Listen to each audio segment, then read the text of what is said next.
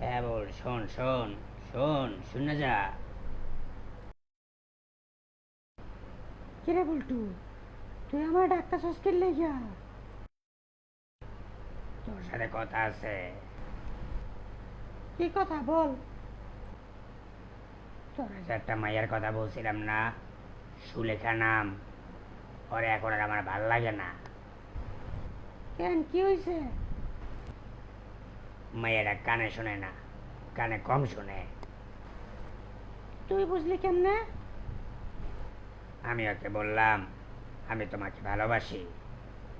ও আমাকে বলল আমার স্যান্ডেলটা নতুন।